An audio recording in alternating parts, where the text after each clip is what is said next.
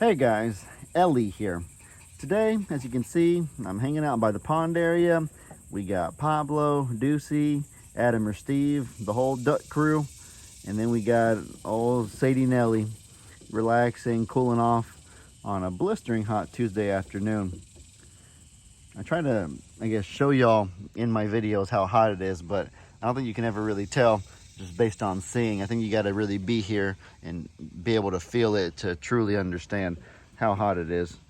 It's probably the same with you guys that live in cold places. We can see all the videos we want of icicles forming and of people breathing and a bunch of like cold air coming out, like you know how you can see like your breath whenever it's cold or whatever. You can look at all the videos of that you want, but nothing ever compares to truly living it. I went to Kansas City once for the Chiefs parade after they won the Super Bowl in 2020, and that was about the coldest I've ever been in before. But other than that, I haven't been in too many cold places. That's besides the point, though. I'm not here to talk about weather. If y'all are, then maybe I can make a video talking about weather, but I feel like I'm boring you guys with the weather talk. So let's move on to what I truly meant to talk about today. And what that would be is, what are we going to do with Sadie Nellie? So for those of y'all that don't know, my dad and Jamie were the ones that rescued her originally. They have so many dogs at Longhorn Lester's that they thought she'd be a better fit here. And we figured so as well because of, the way that we'd always been talking about how a Great Pyrenees would be the perfect like guard dog to protect this area. And what are the odds that the next dog they rescue would end up being exactly that, a Great Pyrenees?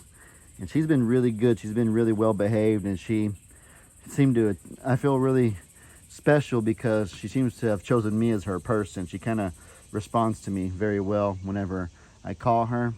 And I guess the way that I was able to get that to happen, get her to pick me over anybody else, was obviously I'm very loving and gentle, but I was also very stern. I wasn't mean, I wasn't cruel, but I was stern. The first day that she was here, I put her on a leash. Y'all seen my last video, the really long rope that I had as a leash.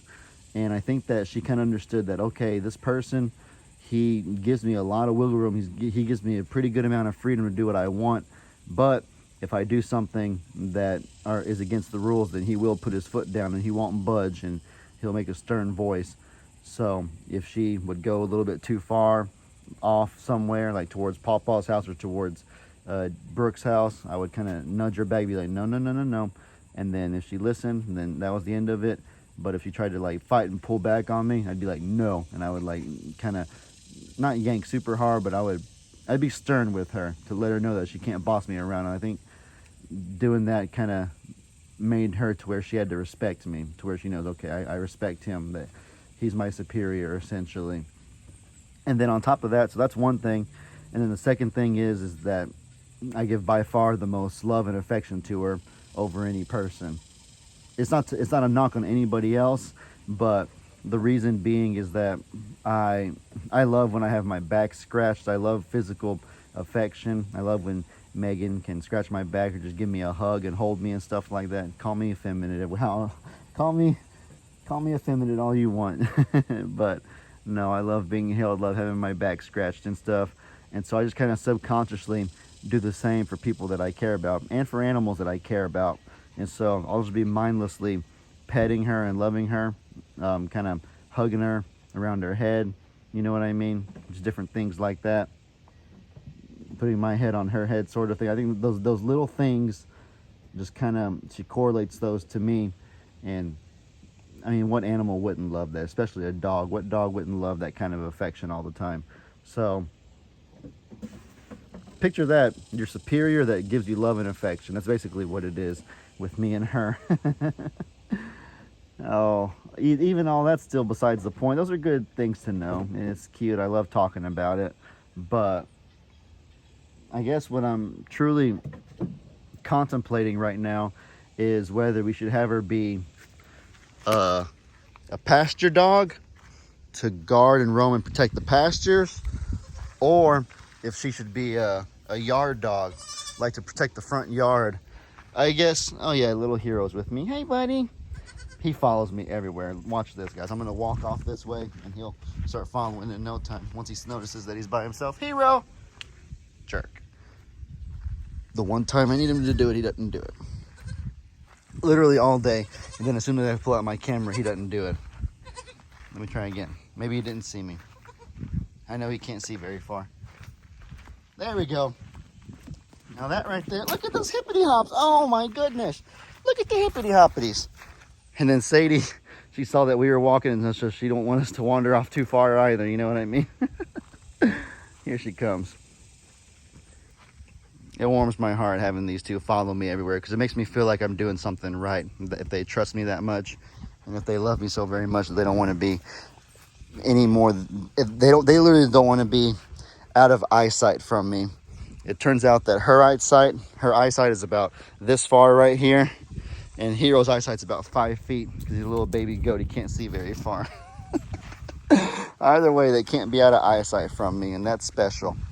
But to be a yard dog or to be a pasture dog, I don't know. So far, she's been in the yard. She can fit under here, so there's been a few times that she would come under this gate to go cool off in the pond, or just kind of to be curious and explore. And all that's great, because I want her to get acclimated to these things. The only problem we've had so far is with Annie and Indy. Who would have thought Indy would be a guardian like Annie is at so young? Okay, Annie's the ringleader, of course, but Indy, like anytime Annie has to fend off what she considers to be a quote-unquote predator, Indy is right there with her in the middle of the action. Let me show y'all this clip right here that I got a few nights ago. This is when Sadie Nellie snuck in, and Annie and Indy, as you can tell, were not having it. Nobody's hurt, everybody's fine. And I hate to say it, but those kind of, like, it has to happen at some point. Like, that's the only way you're ever going to know if something will work out or not. We were there to make sure everybody was safe and nobody got hurt, because as soon as I stepped in, then Annie and Indy backed off, and Sadie Nellie backed off. So everybody's fine. And now they have a mutual respect for one another.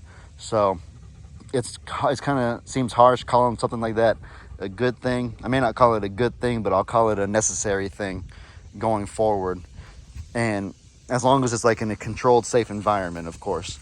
But I don't know. If they're like that forever, then I'd rather Sadie Nellie just be a yard dog, because you don't want them to have to be walking on eggshells around each other 24/7. That's not really fair. And I suppose if Sadie Nellie's a yard dog, it wouldn't be that different than our original vision. Our original vision was her being a pasture dog, but she can still protect the yard. She can still protect the pasture from the yard area. Now that I think about it, it'd almost be like 2 lines of defense. Any predator that comes here has to deal with Annie in the pasture, and has to deal with Sadie Nellie in the yard area. So it's like 2 layers of fortress of protection from anything around here. If it's easier for her being a yard dog, then maybe we ought to just let her be a yard dog. It's really not that different than our original plan of her being a pasture dog. It's almost the same. It might even be better. But the only problem we've had so far is that Sadie Nellie sometimes will wander off. I'm actually surprised she's not wandering off right now. The past few days, I've caught her as far down over there by the church or by the road, and I've caught her as far down that way as in Pawpaw's backfield with Ivan and Miracle, way over there. So, like half a mile down over there. So freaking far. And, of course, I've got my little rope, and I've brought her back every time. But that's just not a good habit for her to be a roaming dog, because who knows how far she would have went those times if I hadn't been there to get her and bring her home, sort of a thing. Maybe it's just something that happens with the first few days of being in a new place. She's not really sure what her boundaries are yet. But that's the only problem that I see with her being a yard dog, if she continues to roam and wander off. What if she goes too far and finds herself in the hands of some bad people and they take her, or something like that? Or what if she finds herself amongst a pack of dangerous animals at night or something? So For right now, she's in the yard at night. She needs to take care of Hero anyways and give him company, because I put Hero's brother back with his mama, because Mama's teats are getting a little bit too big, and we were worried that she could develop mastitis. So we decided to put the little boy back on Mama. The little boy, the whole point of him being with Mom was to, or the whole point of him getting off of Mom was to give Hero company. But now that we got Sadie Nellie can give him perfect company anyways. Which, where did he even go, mind you? Hero! Oh, I hear him. Hero! Did y'all hear that, guys? He responded when I called his name. Hero! Buddy! He's fine. He's in there somewhere. I heard y'all. I'm sure y'all heard him when I said his name. No, guys, but do y'all see my dilemma here? Do y'all see kind of a slight little bit of the decision making that goes into farm life, and how it's not always black and white? There's a lot of gray area. So, still not exactly sure what to do. But she's an amazing dog, and I love her so very much. Y'all let me know in the comment section any ideas that y'all have. The gate over there, I closed that gate, and she actually wasn't able to fit through it, so it stopped her from getting out that way. I'm going to show y'all something over here real fast. One last thing before I wrap this video up. There was that gate over there that I mentioned, and then do y'all see, I'm going to zoom in,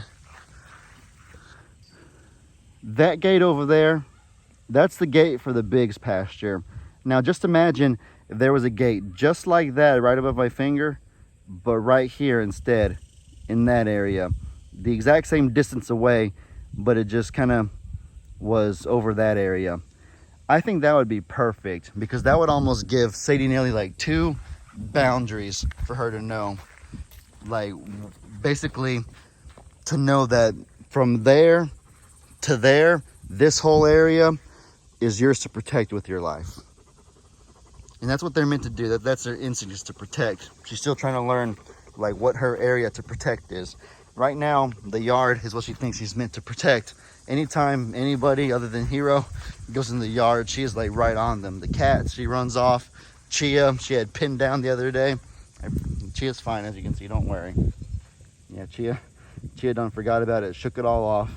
But no, Sadie Nellie did not like Chia going in her yard over there, because that's her and Hero's yard in her mind.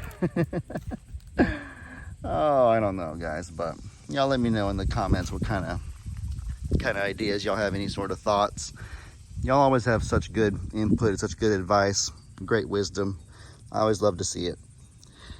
But alrighty, guys, with that said, I hope y'all enjoyed this video. Y'all be sure to let me know in the comments what kind of stuff you guys want to see. I hope you all have an incredibly blessed day. And as I always say, your boy Ellie out.